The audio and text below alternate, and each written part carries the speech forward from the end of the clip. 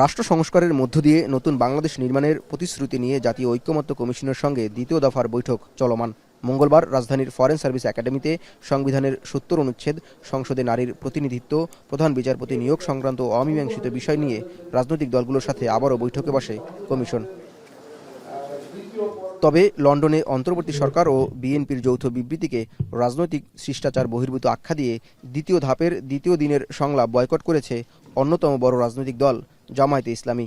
প্রধান উপদেষ্টা লন্ডনে যে বৈঠকটি করেছেন, সেই বৈঠকের মাধ্যমে যে নিরপেক্ষতা ক্ষুণ্ণ হয়েছে, এই প্রশ্ন উঠেছে যে সরকার যে প্রক্রিয়াগত একটা ভুল এখানে করেছে, যেটা আমাদের পলিটিক্যাল কালচারের পরিপন্থী।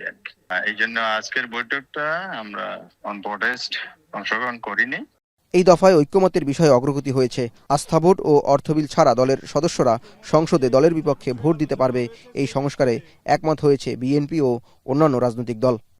আস্থা ভোট এবং অর্থ বিল, এই দুইটা বিষয় বাদে ৭০ অনুচ্ছেদে সংসদ সদস্যরা স্বাধীনভাবে ভোট প্রদান করতে পারবেন দলের বিপক্ষেও।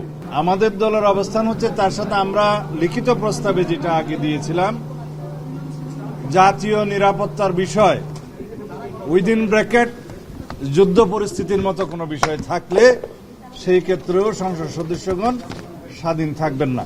বিশ্বমানের থার্মিক্স রড, সালাম স্টিল থার্মিক্স, দেশের একমাত্র থার্মিক্স রড। এদিকে প্রধান উপদেষ্টা ও ঐকমত্য কমিশনের কার্যক্রম বিএনপির দিকে ঝুঁকে যাওয়ার অভিযোগ করে জাতীয় ঐকমত্য কমিশনের নিরপেক্ষতা নিয়ে প্রশ্ন তুলেছে এনসিপি ও গণ অধিকার পরিষদ।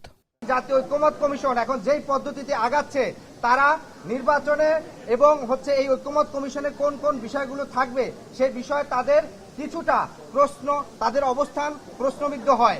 এবং বিএনপির যে প্রস্তাব করছে যে পরের সংসদে গিয়ে রেটিফাই হবে এই প্রস্তাবনাগুলা, সেই দিকে প্রধান উপদেষ্টার বক্তব্য কিছুটা একদিকে হেলে যায়। অন্যদিকে প্রধান উপদেষ্টার প্রেস সচিব জানায়, সরকার সবার সাথে নিরপেক্ষ আচরণ করছে। আগামীকালের আলোচনায় জামায়াতের অংশ নেয়ার কথাও জানান তিনি।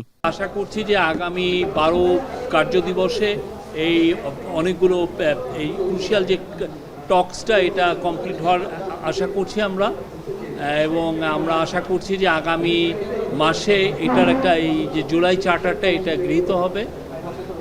আর জামাত ইসলামীর সাথে আমাদের কথা হয়েছে, আমরা আশা করছি কালকে তারা এই টক্সে জয়েন করবে। ৭০ অনুচ্ছেদের অর্থ বিল, আস্থা ভোট ছাড়াও সংসদের স্থায়ী কমিটির পদ নিয়ে ঐকমত্যে পৌঁছানোর কথা জানায় অন্যান্য দল। এদিকে আলোচনা শেষে কমিশনের সহসভাপতি অধ্যাপক আলী রিয়াজ বলেন, অর্থ বিল, আস্থা ভোট, সংসদের স্থায়ী কমিটির 4টি গুরুত্বপূর্ণ পদ নিয়ে ঐকমত্য পৌঁছালেও নিম্নকক্ষে নারীর 100 আসন ও প্রধান বিচারপতি নিয়োগ প্রক্রিয়ার বিষয়ে আলোচনা অব্যাহত থাকবে। জাতীয় সংসদে নারীদের জন্য 100টি আসন স্থায়ীভাবে করার ব্যাপারে একমত হয়েছে সকলের।